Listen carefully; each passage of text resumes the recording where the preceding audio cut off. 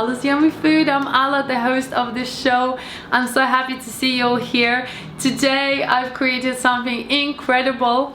Because my other piroshki were so popular, I decided to experiment and come up with this incredible new idea and a recipe of chocolate piroshki stuffed with raspberry jam.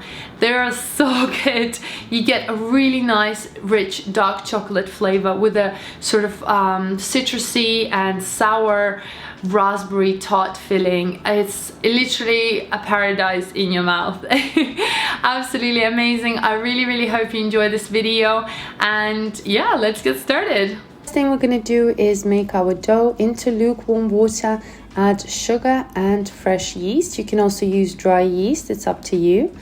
And then mix everything together. We're going to leave the mixture to bloom and, puff up for at least 5 minutes or so for our yeast to activate. Then add your egg and oil and mix everything together with vanilla extract and set this aside for a little bit, at least 15 minutes or so, while we prepare our dry ingredients. Over here I've got my plain flour. We're going to add some salt, cocoa powder, and just mix everything together until there are no lumps and the mixture becomes nice and chocolatey. You can also do all of this in your stand mixer, or you can roll your dough by hand as well, it's up to you. Then you want to add sugar and mix everything one more time until there are no lumps. What I usually do, I take a whisk and just mix everything a few more times until the mixture is nice smooth powder, just like so. After you've done that, you're going to take your wet ingredients and you're going to pour a little bit inside and mix everything together with a spoon first. Otherwise, the whisk is just going to get stuck on the mixture. So just mix everything, then add more mixture, mix again, and keep going until the dough starts to form into a thick dough. You want to keep going until it starts to sort of feel more sturdy. And again, you can do this in your stand mixer with a dough hook attachment. Once your dough starts to become more pileable, you want to add a little bit of oil onto your hands so it's easier for you to roll it out, and the dough will be very sticky and it might be hard to mix it.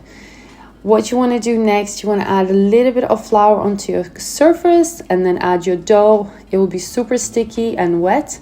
That's normal. You're going to add more dough on top and you're just going to knead the dough for 5 minutes or so, just so we can make sure all the ingredients are mixed through and your gluten is mixed as well and stretched. If you're going to do this in the stand mixer, you might need to knead this for about 5 minutes or so. By hand, it could actually take a bit longer, maybe 10 minutes. You should get nice smooth dough just like this by the end of it. And if it starts to stick to your counter, don't worry about it. Don't be tempted to add more flour. You can always add a little bit of oil and the dough will still be very sticky, and that's normal. We're going to leave the dough in a bowl. Make sure you add some oil inside, mix it through, and then add your dough. We're going to proof the dough for about an hour and a half in a warm place. Make sure you have a nice kitchen spot in your house where you can leave the dough. I wrap it in cling film, and then you can also do that or just put a towel, damp towel over the dough. After your dough has proofed, you will see it will double in size and it will be a slow rise, but all of the ingredients will just work well together. Look how soft and fluffy the dough is after it's rested. Bear in mind, it will still be sticky, so we need to be careful when working with this dough. Take your dough and start rolling out into these small balls. You can decide what shape and size you want your piroshki to be. I usually just pinch it out and I don't measure it. If you wanted to measure the dough, you can. Roughly about 50 grams per pirozhok, which would be the standard. And make sure your surface is floured. Just go ahead and then start rolling out each pirozhok. The dough is very sticky and that's normal, so when you're using your rolling pin, just gently push it up and down into two sides and then go ahead and add your filling.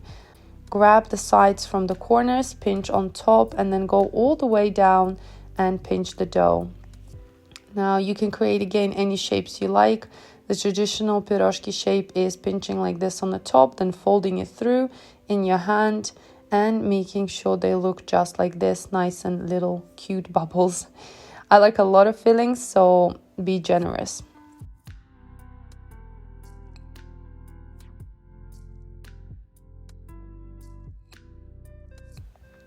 You're going to repeat the process with all the piroshki. Place your piroshki onto a baking tray lined with some parchment paper, and you're going to egg wash these. I'm using just normal egg with a little bit of water, going around the sides, on the corners, on top, making sure they're nice and coated. They're going to be so yummy and so beautiful.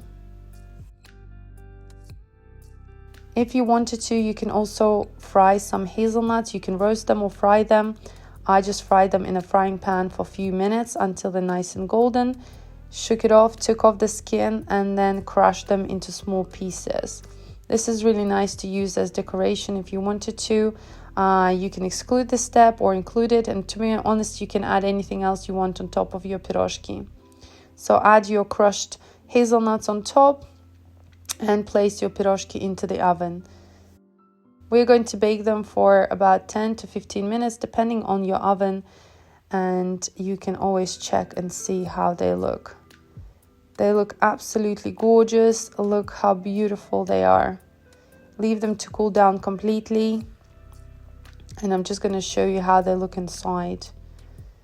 They're so amazing. I just love how much filling there is inside.